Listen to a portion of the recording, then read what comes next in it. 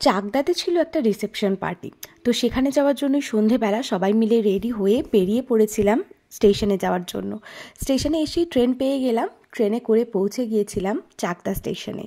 আর আমরা কিন্তু আজকে ফ্যামিলির সবাই মিলে এসেছি এই বিয়েবাড়িতে। আমরা স্টেশনে নেমে বনু পিসি আর বড় পিসোর জন্য ওয়েট করছিলাম। দেন দেখা হয়ে গেল ওদের সাথে, একসাথে টোটো করে আমরা এখন রিসেপশন পার্টিতে যাওয়ার জন্য রওনা দিলাম। বাবির ঘুমটা আজকে ঠিক মতন হয়নি, সেই জন্য টোটোতে যেতে যেতেই বাবি ওর কাকাইয়ের কোলে ঘুমিয়ে গিয়েছিল। আর এদিকে একটা ব্লান্ডার হয়ে গেছে, সেজো কাকিমা যে গিফটটা নিয়ে এসেছিল বিয়েবাড়ির জন্য সেটা টোটোতেই রয়ে গেছিলো। সেই নিয়ে কিছুক্ষণ দাঁড়িয়েছিলাম, কিন্তু টোটোওয়ালাটা এত ভালো ছিল উনি এসে আবার গিফটটা ফেরত দিয়ে গেছিল। অ্যাকচুয়ালি আমরা ভাবতেই পারিনি যে গিফটটা আবার ফেরত পেয়ে যাব। তো এনিওয়েই আমরা চলে গেলাম ভেনিউতে।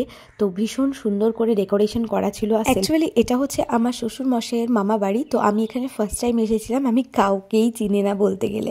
ব্রাইডকে মা গিফটটা দিয়ে দিল, তারপরে বাবিকে নিয়ে মা কিছুক্ষণ বসেছিল। আমি চলে গেলাম স্টার্টার কাউন্টারে। স্টার্টারে ছিল কফি, পকোড়া, কিন্তু কফি আমি খাইনি, পকোড়া খেয়েছিলাম। অ্যান্ড দেন চলে গিয়েছিলাম মোমো কাউন্টারে। মোমোটার টেস্টটা দারুণ ছিল, আর ভেজ পকোড়া, মোমো সমস্ত কিছুই মাকে গিয়ে গিয়ে দিচ্ছিলাম, কারণ কি বাবিকে নিয়ে তো মা উঠতে পারবে না, সেই কারণে। দেন খুব তাড়াতাড়ি আমরা বসে গেছিলাম ডিনার করতে, আর এই ছিল মেনু কার্ড। আর বাবি তখনও ঘুমোচ্ছিল, ওকে কোলে নিয়েই আমাকে খেতে হয়েছিল। তো আমার ফেভারিট চিকেন সাটে খেয়েছিলাম, আর তারপরে আমার সব থেকে যেটা ফেভারিট সেটা হচ্ছে মাটন বিরিয়ানি, সেটাও খেয়েছিলাম। আর আমাদের বাড়িতে আসতে জানো তো অনেকটা রাত হয়ে গেছিলো, প্রায় 12টা বেজে গেছিলো, ট্রেনটা এত পরিমাণে লেট ছিল। এনিওয়ে দেখা হচ্ছে তোমাদের সাথে অন্য কোনো মিনি ব্লগের সাথে। বাই।